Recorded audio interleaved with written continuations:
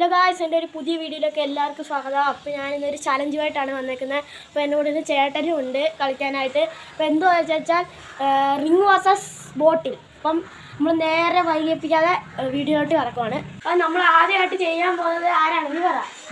അപ്പം ഞാനാണ് ഫസ്റ്റ് ചെയ്യാൻ പോകുന്നത്.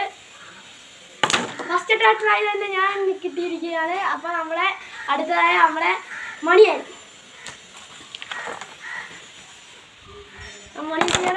മണിയൻ്റെ ജസ്റ്റ് ആയിരുന്നു.